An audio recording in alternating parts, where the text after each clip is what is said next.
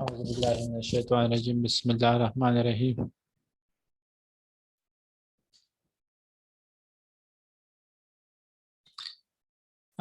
کل ہم نے الدرس الثانی جیم کا تمرین شروع کیا تھا۔ سوال نمبر 1 اور 2 کی وضاحت اور پڑھائی ہم کر چکے ہیں۔ مفہومات کا سوال ہم نے شروع کیا تھا۔ تو مفہوم نمبر 1 یہ اس کا کچھ حصہ رہتا تھا۔ مفہوم نمبر 2 کا اعوذ باللہ من الشیطان بسم اللہ الرحمن الرحیم واطیعوا اللہ ورسولہ ولا تنازعوا فتفشلوا وتذهب ريحكم واصبروا ان اللہ مع الصابرین۔ ترجمہ: خدا اور اس کے رسول صلی اللہ علیہ وسلم کے حکم پر چلو اور آپس میں جھگڑا نہ کرو، تاکہ ایسا کرو گے تو تم بزدل ہو جاؤ گے اور تمہارا اقبال یعنی روب و دبدبا جاتا رہے گا، اور صبر سے کام لو کہ خدا صبر کرنے والوں کا ساتھی ہے۔ مفہوم کی طرف دیکھیں۔ کل بھی میں نے بتایا تھا کہ یہ جو مفہوم والا سوال آ جائے تو ترجمہ پہلے لکھو گے، پھر ترجمہ لکھنے کے بعد مفہوم ہیڈنگ دے دو گے، پھر مفہوم۔ اس آیت کی 3 حصے ہیں۔ پہلے حصے میں اللہ تعالیٰ اور اس کے رسول صلی اللہ علیہ وسلم کی اطاعت کا ذکر ہے، یعنی تمام کاموں میں اللہ کی دین کے لیے دین کی دشمنوں سے لڑنے اور اللہ کی دین کو سربلند کرنے میں خاص طور پر اللہ اور اس کے رسول صلی اللہ علیہ وسلم کی اطاعت کرو، صلی اللہ علیہ وسلم پڑھ لیا کرے۔ کل بھی میں نے ڈیٹیل میں بتایا تھا، یعنی اللہ کے مقرر کردہ حدود سے تجاوز نہ کرو، حد سے آگے نہ بڑھو۔ آیت کی دوسرے حصے میں آپس میں جھگڑا کرنے سے منع کیا گیا ہے۔ آپس میں جھگڑا کرنے سے تم کمزور ہو جاؤ گے اور تمہارے قدم اکڑ جائیں گے اور تمہارا وقار ختم ہو جائے گا۔ وقار عزت۔ تو پہلے حصے میں یا دوسرے حصے میں آپ نے پڑھا کہ اطاعت لازمی ہے مجاہد کے لیے، عام حالت میں بھی جہاد کی حالت میں بھی۔ اللہ کی اطاعت، اللہ کے رسول صلی اللہ علیہ وسلم کی اطاعت، یہ ایک مسلمان کے لیے فرض ہے۔ اس اطاعت کے بغیر ایک مسلمان نہ مسلمان رہتا ہے، نہ دنیا میں کامیاب ہو سکتا ہے، نہ آخرت میں۔ اچھا، جھگڑا کرنے سے کیا ہوتا ہے؟ کل بھی میں نے بتایا تھا کہ جھگڑے کا انجام برا ہی ہوتا ہے، اور جو جھگڑا کرتا ہے تو وہ کیا ہوتے ہیں، ان کو نقصان اٹھانا پڑتا ہے۔ تو آپس میں لڑو گے، جھگڑے کرو گے، تو پھر آپ کا جو روب و دبدبا ہے کافروں پر، وہ کافروں سے کیا ہو جائے گا، روب و دبدبا ختم ہو جائے گا۔ تو پھر کافر آپ سے نہیں ڈریں گے تو وہ آپ پر حملہ آور ہونے میں وسو پیش نہیں کریں گے، بلکہ وہ دلیر ہو جائیں گے۔ اچھا، آیت کی تیسرے حصے میں صبر کی تلقین کی گئی ہے۔ خاص طور پر مجاہدین کے لیے میدان جنگ میں صبر بہت اہمیت رکھتا ہے۔ جنگ میں کوئی زخم لگے یا جسم کا کوئی حصہ کٹ جائے یا دشمن کا دباؤ بڑھ جائے یا حالات بگڑ جائے تو ہر حال میں صبر کرو، بہادری سے مقابلہ کرو، اور جو لوگ اس طرح صبر کرتے ہیں خدا ان کا مددگار ہوتا ہے۔ تو اس تیسرے حصے میں صبر کی تلقین کی گئی ہے کہ صبر جو ہے یہ بھی مومن کی صفت ہے۔ جب بھی برے حالات آتے ہیں مومن پر تو ان برے حالات میں وہ صبر سے کام لیتے ہیں۔ مومن لوگ برے حالات میں وہ نہ زبان سے ایسے الفاظ نکالتے ہیں جو اللہ کی ناراضگی کا سبب بنے، نہ ایسی حرکات کرتے ہیں، بلکہ صبر کرتے ہیں۔ یہ صبر اور شکر، یہ دونوں چیزیں ایسی ہیں کہ ایک مسلمان کی ایمان کی کامل ہونے کی دلیل ہے۔ صبر اور شکر، ایک مومن ہوگا تو اس مومن میں یہ دونوں صفات ہوں گے۔ نارمل حالات ہوتے ہیں، حالات سازگار ہوتے ہیں، تو وہ اللہ کی دی ہوئی انعامات اور احسانات پر اللہ تعالیٰ کا شکریہ ادا کرے گا۔ اور صبر جو ہے، جب اسی مومن پر برے حالات آتے ہیں تو پھر وہ صبر سے کام لے گا۔ تو یہ صبر اور شکر یہ ایک مومن کی ایمان کی کامل ہونے کی دلیل ہے، ثبوت ہے۔ تو جس بندے میں دونوں صفات ہو تو وہ کیا ہے؟ مومن ہے، پورے ایمان والا ہے۔ اچھا، صبر کسے کہتے ہیں؟ تکالیف، مصائب، مشکلات کے وقت اپنے جذبات کو قابو میں رکھے. اور تو یہ کیا ہے؟ تو یہ صبر ہے. تو صبر جو ہے مجاہد کے لیے خاص کر جہاد کے وقت بہت لازمی ہے. ظاہر ہے کہ جہاد کے وقت تو حالات تو سازگار نہیں ہوتے. ہر قسم کے حالات میدان جنگ میں آ سکتے ہیں، جیسے کہ آپ نے یہاں پر پڑھا، زخم بھی لگ سکتا ہے، جسم کا کوئی حصہ کٹ سکتا ہے، دشمن کا دباؤ بڑھ سکتا ہے، حالات بہت زیادہ خراب ہو سکتے ہیں.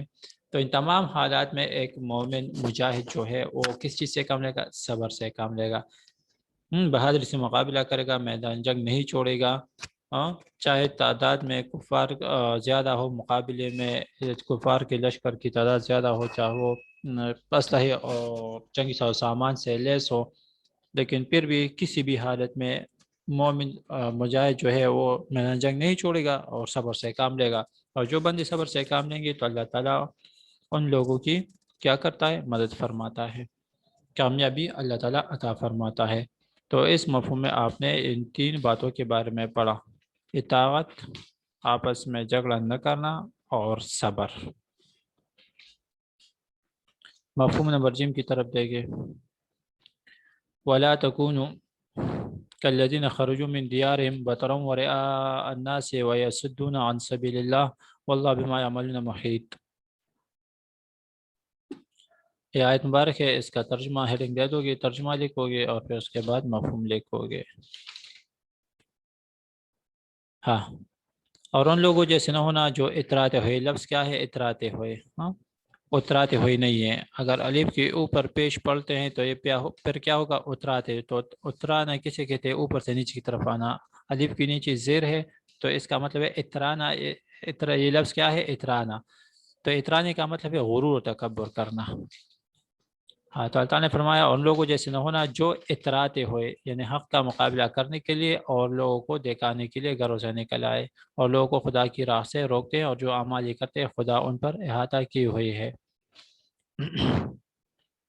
جو نور صاحب کو ملے پھر اس کے ساتھ دیکھا کرے، وہاں پر جو بھی مسٹیک ہو تو اس کے ساتھ یہ کریکشن اصلاح کر لیا کرے.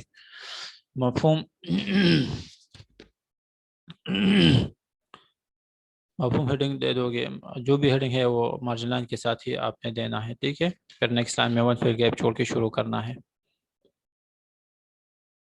اس آیت کا مطلب یہ ہے کہ کفار مکہ اپنی تعداد کی کثرت اور مال کی زیادتی پر تکبر کرتے ہوئے لوگوں کو دکھانے کے لیے گھروں سے نکلے تاکہ لوگ ان کی بہادری کی تعریف کریں. اللہ تعالیٰ کی راہ سے روکنے سے مراد اللہ اور اس کے رسول صلی اللہ علیہ وآلہ وسلم پر ایمان لانے سے روکنا ہے.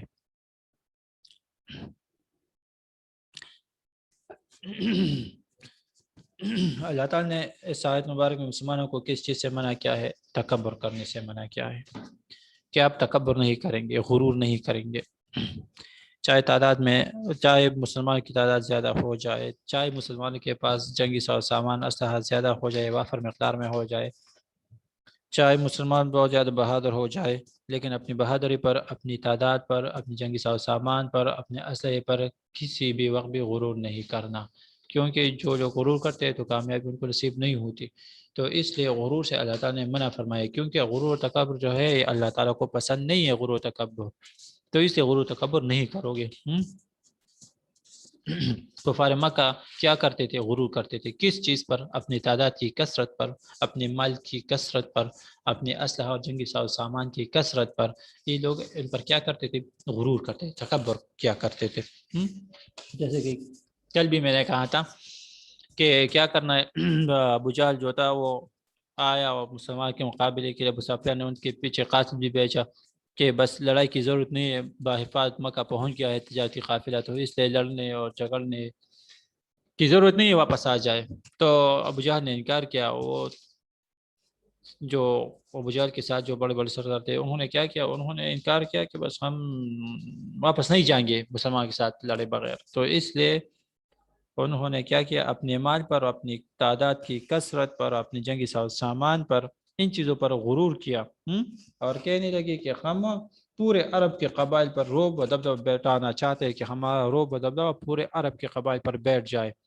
تو وہ ان چیزوں پر کیا کرتے تھے؟ غرور تکبر کیا کرتے تھے. تو اللہ تعالیٰ نے ان کا حشر کیا اتنے اسلحے اور جنگی سامان کے باوجود اتنی زیادہ تعداد کے باوجود، اتنے اونٹنے اور سواری اور گھوڑے کے باوجود، جنگی سامان اثر کے باوجود اللہ تعالیٰ نے مٹھی بھر مسلمانوں کے ہاتھوں ان کو کیا کیا؟ ذلیل کیا، شکست رسوا کیا۔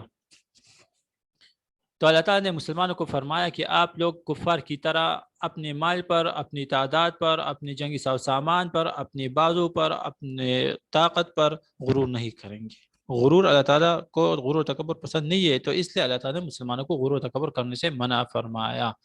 اچھا، دوسری بات، اس آیت میں خلوص نیت کی تعلیم دی جا رہی ہے۔ کفار کے لشکر میں گانے بجانے والے عورتیں تھی، اپنے ساتھ شراب بھی لائے تھے، اور وہ بڑے غرور و تکبر سے کہتے کہ محمد صلی اللہ علیہ وآلہ وسلم سے لڑے بغیر نہیں جائیں گے، یعنی وہ پوری طرح غرور و تکبر کے نشے میں مست تھے۔ اس آیت میں مسلمانوں کو خبردار کیا جا رہا ہے کہ تم جہاد کے لیے نکلو تو اتراتے ہوئے نہ نکلو، بلکہ عاجزی سے اللہ کا ذکر کرتے ہوئے نکلو۔ کل بھی میں نے بتایا تھا کہ یہ لوگ کیا کرنے آئے تھے، یعنی مسلمانوں کو شکست اور اسلام کو ختم کرنے کی غرض سے آئے تھے، اور اپنے ساتھ شراب بھی لائے تھے، اپنے ساتھ گانے بجانے اور ناچنے والے عورتیں بھی ساتھ لے کر آئے تھے۔ ان کا یہ خیال تھا کہ مٹھی بھر مسلمان ہیں، ہم تھوڑے سے وقت میں ان کو ختم کر دیں گے، پھر وہاں پر جشن منائیں گے، ان ذبح کریں گے، کھائیں گے، شراب پئیں گے، اور عورتیں جو ہے ناچنے گانے والے عورتیں گانے گائیں گے اور ناچیں گے، تو یہ کیا کریں گے؟ جشن منائیں گے۔ تو وہ اپنے تو غرور و تکبر کے نشے میں مست تھے، تو اس لیے اللہ تعالیٰ نے مسلمانوں کو خبردار کیا کہ آپ لوگ کافروں کی طرح نہ ہو جائے کہ غرور کرتے ہوئے نکل لے، نہیں، بلکہ جب بھی آپ جہاد کے لیے نکلیں گے تو عاجزی کے ساتھ نکلو گے، اور اللہ کا ذکر کثرت سے کرتے ہوئے نکلو گے۔ عاجزی جو ہے انسان ہر وقت اختیار کرے گا، چاہے مالی لحاظ سے کوئی کتنا امیر کیوں نہ ہو، چاہے جسمانی لحاظ سے کوئی کتنا ہی طاقتور کیوں نہ ہو، چاہے خاندان کے لحاظ سے کوئی کتنا ہی بار اثر و رسوخ خاندان سے کیوں نہ ہو، لیکن بندہ، مسلمان بندہ جو ہے وہ کبھی بھی غرور نہیں کرے گا، نہ اپنے مال پر، نہ اپنے جسم پر، اور نہ اپنے خاندان پر، کسی بھی چیز پر ایک مسلمان جو ہے وہ غرور تکبر نہیں کرے گا۔ جو بھی مسلمان ہوگا تو مسلمان کے شاید یہ نہیں ہے، ان کے لیے یہ مناسب نہیں ہے کہ وہ کیا کرے، وہ غرور و تکبر کرے، کیونکہ غرور و تکبر اللہ تعالیٰ کو پسند نہیں ہے۔ تو یہ درس ثانی جیم جو تھا، تمارین ختم ہو گیا، درس بھی ہو گیا، اور سوالات و جوابات بھی ہو گئے، مفہومات بھی ہو گئے۔ تو آپ کیا کریں گے؟ درس ثانی جیم کا سوال نمبر 1 یاد کرو گے، آپ کا ہوم ورک ہو گیا۔ ہوم ورک میں نے آپ کو دے دیا، درس ثانی جیم سوال نمبر 1 میں یاد کرو گے۔ اچھا،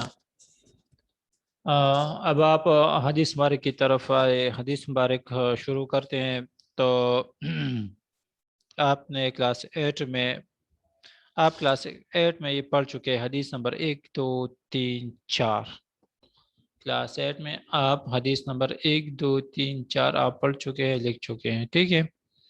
کلاس 9 میں جو آپ کا کورس ہے، جیسا کہ کورس پہلے دن میں نے کورس کنٹینٹ آپ کو کیا تھا کہ درس ثانی علی بی جیم دال حدیث نمبر 5 6 7، یہ آپ کے مڈ ٹرم میں شامل ہے اور سبق بھی ہے۔ تو چونکہ آپ کر چکے ہیں، پڑھ چکے ہیں، لکھ چکے ہیں حدیث نمبر 1 2 3 4 کلاس 8 میں، تو کلاس 9 میں جو آپ کا کورس میں جو حدیث مبارک ہے وہ کون کون سے 5 6 7 حدیث مبارک شامل ہے۔ تو 5 نمبر حدیث مبارک ہم پڑھیں گے، وہاں پر درس دال رہ گیا، حدیث مبارک پہلے پڑھتے ہیں، پھر اس کے بعد جو ہے وہ کیا کریں گے،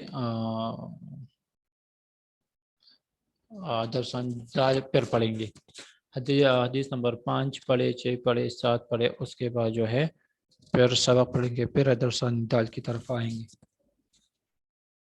تو حدیث نمبر 5 کی طرف دیکھیں، یہ حدیث نمبر 5، بسم اللہ الرحمن الرحیم، لا یؤمن احدکم حتی یکون ہواہ تبعا لما جئت بہ۔ لا یؤمن احدکم، تم میں سے کوئی ایمان والا نہیں ہو سکتا، حتی، جب تک، یکون ہوا ہو، اس کے ہو جائے خواہشات، تبعاً، تابع، لما جئت بھی ان تعلیمات کے جو میں لایا ہوں، لما جئت جو میں لایا ہوں بھی ان تعلیمات. لا یؤمن احدکم حتی یکون ہواہ تبعا لما جئت بھی، تم میں سے کوئی شخص مومن نہیں ہو سکتا جب تک اس کی خواہش اس تعلیم کے مطابق نہ ہو جائے جو میں لایا ہوں. حدیث مبارک یہ ہم کلاس 8 میں پڑھ چکے ہیں کہ حدیث مبارک کسے کہتے ہیں. تو آپ صلی اللہ علیہ وسلم کے جو اقوال ہے، جو ارشادات مبارک ہے، یہ کیا کہلاتے ہیں؟ حدیث مبارک. پھر حدیث مبارک کی اقسام ہے، مختلف اقسام ہے، حدیث قولی، حدیث فعلی، حدیث تقریری. تو اور ایک ہے سنت. تو آپ صلی اللہ علیہ وسلم کے جو افعال ہے، جو کام آپ صلی اللہ علیہ وسلم نے کیے ہیں، آپ صلی اللہ علیہ وسلم کے کیے ہوئے اعمال اور طریقے، یہ کیا ہے؟ یہ سنت مبارک ہے. یہ حدیث مبارک ہے جو اقوال ہیں، ارشادات مبارک ہے.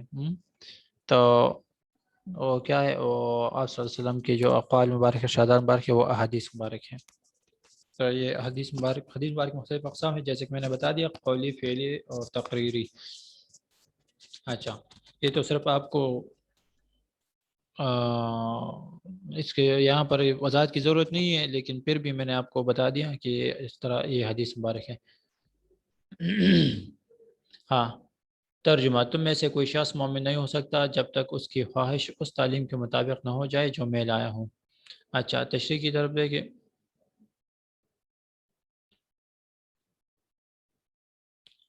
انسان کی فطرت میں نیکی یا بدی دونوں کا شعور رکھا گیا ہے، اس لیے اسے چاہیے کہ وہ ارادے و اختیار کے باوجود برائی یا گناہ کے کاموں سے اجتناب کرے. دوسرا ہے کہ اپنے جذبات، احساسات اور خیالات کو اللہ تعالیٰ کے رسول صلی اللہ علیہ وآلہ وسلم کی مرضی کے مطابق ڈالے. حدیث میں آیا ہے کہ اگر کوئی شخص ایسا نہیں کرتا تو گویا وہ ایمان کی لذت سے ناواقف ہے. دوسرے لفظوں میں اس حدیث مبارکہ میں اطاعت رسول صلی اللہ علیہ وسلم کا پیغام ہے.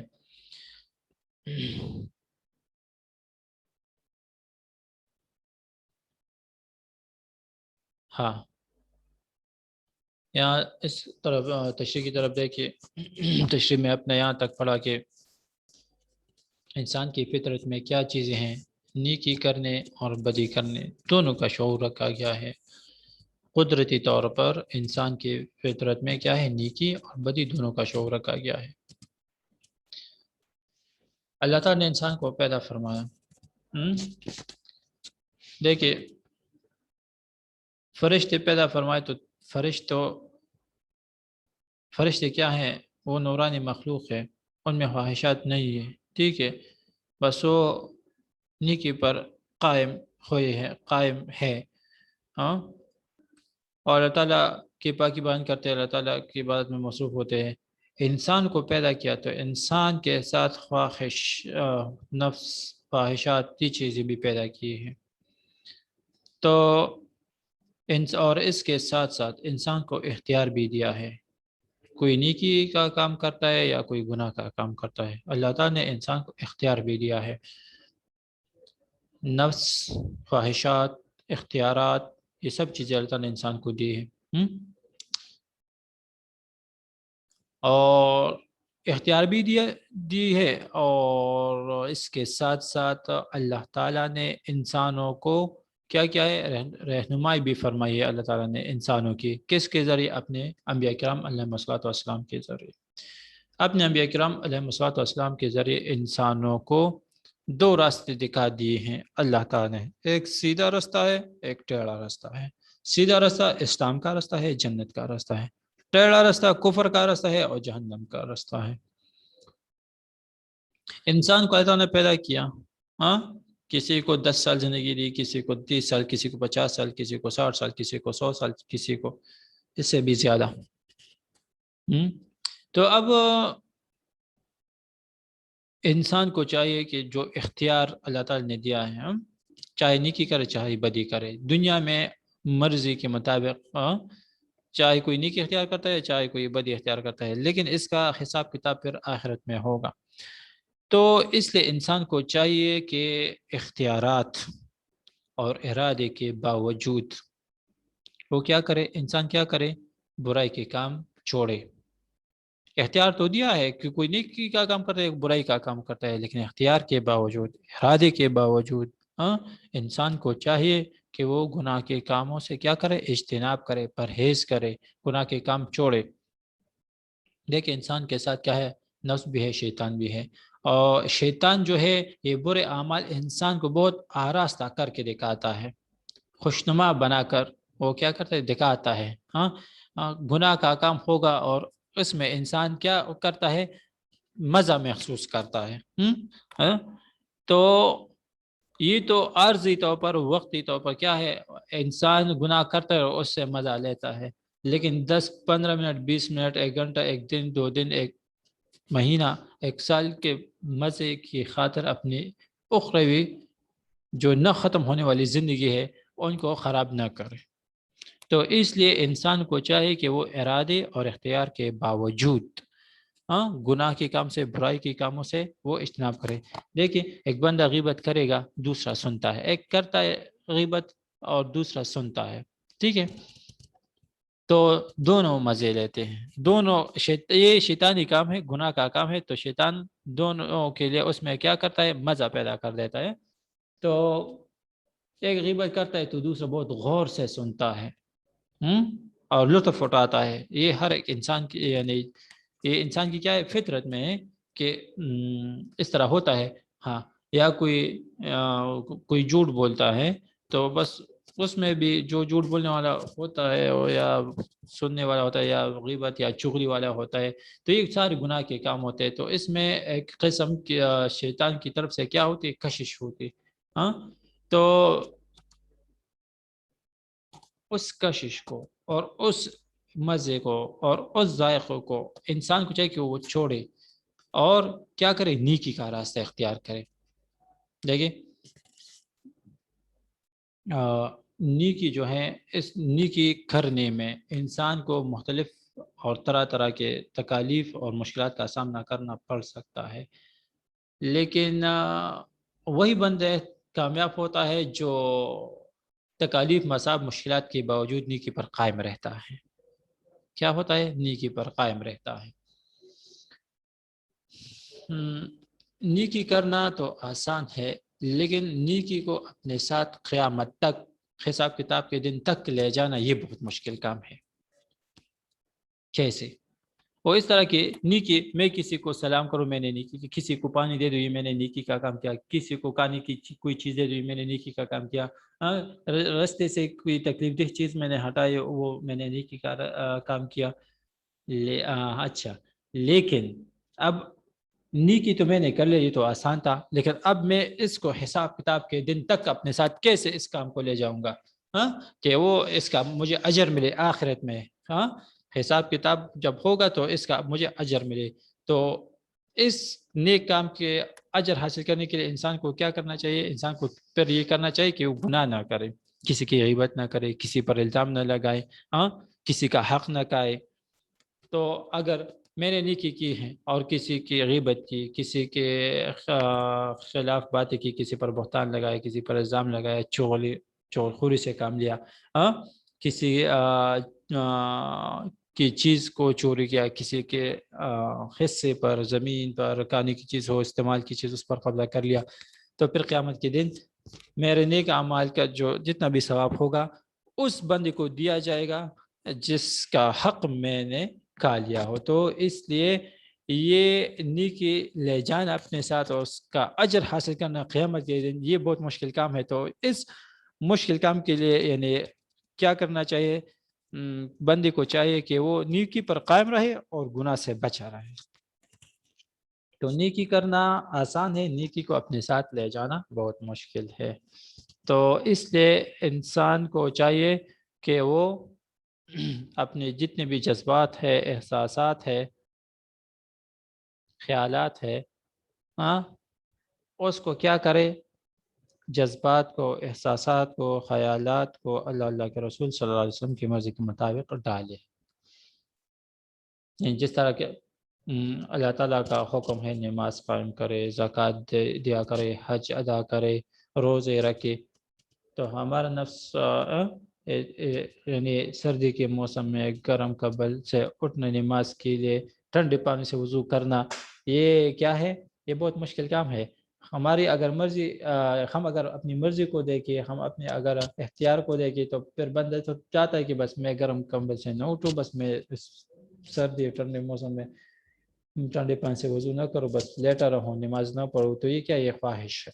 کیا ہے؟ یہ خواہشات ہے. یہ اپنے جو ہے اسی خواہشات کو ترک کرنا ہے، چھوڑنا ہے. اور اپنے خواہشات کو کس کے مطابق بنائیں گے؟ اللہ کے حکم کے مطابق، اللہ کے رسول صلی اللہ علیہ وسلم کی تعلیمات کے مطابق ہم بنائیں گے تو تب ہم کامیاب ہوں گے. ہاں جیسے کہ زکوٰۃ ہے. زکوٰۃ کسی کے بندے کا دل یہ نہیں چاہتا ہوگا کہ میرے پیسے کم ہو جائے. زکوٰۃ میں دوں گا تو بظاہر سے تو پیسے ہے، غلہ ہے، جو بھی ہے، میں زکوٰۃ کے طور پر، عشر کے طور پر دیتا ہوں، تو اس سے پھر کیا ہوگا؟ اس سے تو وہ کم ہو جائے گا. تو اس لیے میں چاہتا ہوں کہ میرا مال کم نہ ہو جائے، تو اس کو زکوٰۃ یا عشر نہ دوں. تو یہ تو کیا ہے؟ یہ تو میری خواہش ہے کہ میرا مال کم نہ ہو جائے. بظاہر تو مال کم ہوتا ہے، لیکن اس میں کیا ہوتا ہے؟ اللہ تعالیٰ کی طرف سے برکت پیدا ہوتی ہے. تو اس لیے انسان کے جو خواہشات ہے وہ کیا ہے؟ ایک انسان تب کامل مومن ہوگا، تب کامل ایمان والا ہوگا، جب انسان کی خواہشات کس چیز کے مطابق ہو جائے؟ اللہ کے حکم کے مطابق ہو جائے، اللہ کے رسول صلی اللہ علیہ وسلم کی تعلیمات کے مطابق ہو جائے. ہاں اسی طرح گرمی کے موسم میں روزے رکھنا بہت مشکل کام ہے.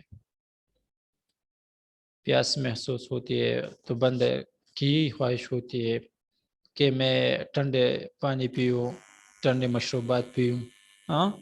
تو یہ تو جو رمضان کا مہینہ ہے تو اللہ تعالیٰ کا حکم ہے کہ رمضان کے روزے رکھے، اور صبح صادق سے لے کر غروب آفتاب تک، یعنی نماز مغرب تک، مغرب کے ٹائم تک نہ کچھ کھانا ہے نہ پینا ہے. تو اب تو گرمی کے موسم میں میرا دل چاہتا ہے کہ میں ٹھنڈے پانی پی لوں، ٹھنڈے مشروبات پی لوں، لیکن اپنے اس خواہش کو کیا کرنا ہے؟ ختم کرنا ہے، دبانا ہے. اور اللہ کا حکم کیا ہے؟ کہ روزہ رکھنا ہے. تو روزہ رکھوں گا تو تب میں کامل ایمان والا ہوں گا. اسی طرح میرے پاس پیسے ہیں، خرچ کے لیے اگر میں جاتا ہوں تو میرے پیسوں میں کمی آئے گی، لاکھ روپے میرے خرچ ہوں گے. تو میں نہیں چاہتا کہ میرے پیسے کم ہو جائے، لیکن اپنی چاہت کو ہم نہیں دیکھیں گے، اپنی مرضی کو نہیں دیکھیں گے. کیونکہ انسان دنیا میں دو قسم کی زندگی گزارے گا، رب چاہے زندگی یا من چاہے زندگی. من چاہے زندگی گزارے گا تو پھر کیا ہوگا؟ اس کا ٹھکانہ جہنم ہوگا. رب چاہے زندگی گزارے گا تو دنیا آخرت دونوں میں کامیاب ہوگا. تو رب چاہے زندگی میں کیا ہے؟ اللہ تعالیٰ کی اطاعت ہے، اللہ کے رسول صلی اللہ علیہ وسلم کی تعلیمات پر عمل کرنا ہے، اللہ کے احکامات کو ماننا اور ان پر عمل کرنا ہے، اللہ کے رسول صلی اللہ علیہ وسلم کی تعلیمات کو ماننا اور ان پر عمل کرنا ہے.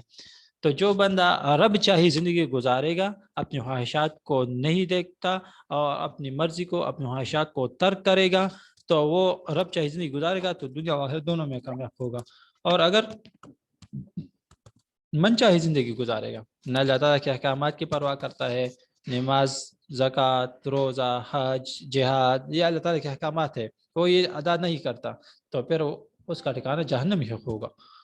اگرچہ ایک بندہ ایمان کی حالت میں چلا جائے اور اللہ تعالیٰ پر ایمان کی حالت میں یہاں سے چلا جائے اور اللہ تعالیٰ کے احکامات پر عمل پیرا نہ ہوا ہو، تو اس کے سزا وہ تو کیا کرے گا؟ اس کو سزا بھگتنی پڑے گی. لیکن اگر اللہ چاہے تو بغیر سزا کی بھی معاف فرما دیتا ہے. لیکن یہ ہے کہ اگر من چاہی زندگی میں بندہ ایسے ایسے کام کر جاتا ہے کہ پھر اس سے بندہ جو ہے ایمان سے ہاتھ دھو بیٹھتا ہے. تو اس لیے من چاہے زندگی جو بندہ بھی گزارے گا تو اس کا ٹھکانہ جہنم ہی ہوگا. تو ہمیں چاہیے کہ ہم اپنے خواہشات کو، اپنی چاہت کو، اپنی مرضی کو کیا کریں، اپنے خواہشات کو، اپنی چاہت کو، اپنی مرضی کو اللہ کے رسول صلی اللہ علیہ وسلم کی مرضی کے مطابق کریں.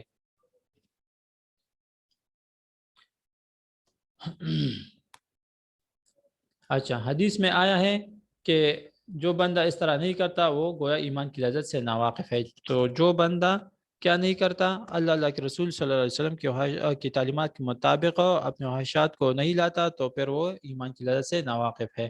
دوسرے الفاظ میں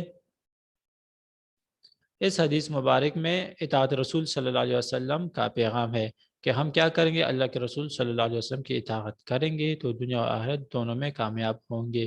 اللہ تعالیٰ نے بھی فرمایا ہے جس نے میرے نبی صلی اللہ علیہ وسلم کی اطاعت کی اس نے گویا میری اطاعت کی. تو اگر کوئی بندہ چاہے کہ میں اللہ کی نظر میں محبوب بن جاؤں، اللہ کی نظر میں محبوب اور پسندیدہ بن جاؤ، تو اس بندے کو چاہیے کہ وہ آپ صلی اللہ علیہ وسلم کی اطاعت کرے. آپ صلی اللہ علیہ وسلم کی اطاعت ہی میں اللہ تعالیٰ کی کیا ہے، محبت ہے. یعنی میں چاہتا ہوں کہ میں اللہ کی نظر میں محبوب بندہ بن جاؤں، اللہ کا محبوب، اللہ کا پسندیدہ بن جاؤں، تو پھر مجھے چاہیے کہ میں اپنی زندگی کیسے گزاروں گا، آپ صلی اللہ علیہ وسلم کی اطاعت میں گزاروں گا. تو جو بھی بندہ اللہ پاک کے رسول صلی اللہ علیہ وسلم کی اطاعت کرے گا تو وہ اللہ کی نظروں میں بھی پسندیدہ اور محبوب ہوگا. تو جس نے اللہ کے رسول صلی اللہ علیہ وسلم کی اطاعت کی گویا اس نے اللہ کی اطاعت کی. جس نے رسول اللہ صلی اللہ علیہ وسلم کی نافرمانی کی گویا اس نے اللہ کی نافرمانی کی. تو اس حدیث مبارک میں ہم نے یہ پڑھا کہ ہم اپنی خواہشات کو اور اپنی مرضی کو اور اپنے اختیار کو کس کے تحت عمل میں لائیں گے، کس کے مرضی کے مطابق کریں گے، رسول اللہ صلی اللہ علیہ وسلم کی تعلیمات کے مطابق کریں گے تو تب ہم دنیا میں اور آخرت میں کامیاب ہوں گے. اچھا، آپ نے یہ حدیث مبارک نمبر 5 بھی پڑھ لیا اور اس سے پہلے آپ نے وہ درسانی جیم بھی پڑھ لیا، ہومر بھی میں نے دے دیا اور اس درسانی جیم کا سوال نمبر 1 یاد کریں. اچھا، کوئی کویسچن ہو تو کریں.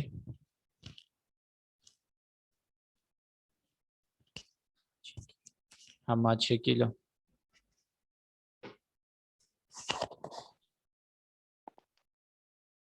سر جی اس حدیث پر ذرا پھر سے سمجھائیں. کس چیز پر؟ اس حدیث میں اللہ کی رضا پر ذرا پھر سے سمجھائیں. اللہ ہم کی کیسے آ سکتے ہیں؟ اللہ کی رضا کو میں سمجھاؤں؟ پھر سے ذرا سمجھائیں. کویسچن دوبارہ کرے، کویسچن کلیئر کرے تاکہ میں کلیئر آنسر دے سکوں. سر جی اس میں ایک اللہ کی رضا ہے اور ایک اپنے من کو ماننا ہے. اللہ کی رضا ہم اب کیسے میں نے کہا کہ رب چاہے زندگی اور من چاہے زندگی، اللہ کی رضا کے مطابق زندگی گزارنی ہے اور اپنی چاہت کے مطابق زندگی گزارنی ہے. تو اپنی چاہت کیا ہم پیروی کریں گے تو ہم کیا ہو جائیں گے کہ ہم دنیا دونوں میں ناکام ہو جائیں گے، کیونکہ ہماری چاہت کیا ہوگی، ہمارے خواہش ہوگی. خواہش اور نفس اور شیطانی ایک ہی چیز ہے. تو ہم اب نفس اور شیطان اور اپنے خواہش کی مانیں گے تو ظاہر ہے کہ اللہ کے احکامات سے دور چلے جائیں گے، تو پھر ہمارا دنیا آخرت دونوں میں ناکامی ہی ہوگی. اور اگر ہم اللہ کی مرضی کے مطابق اللہ کی اطاعت میں ہم اپنی زندگی گزاریں گے تو اور اپنے خواہشات کو، اپنے نفس کو نہیں دیکھیں گے، شیطان کا نہیں مانتے اور اللہ کے اطاعت کو دیکھ کر اپنی زندگی گزاریں گے تو دونوں دنیا آخرت میں کامیاب ہوں گے.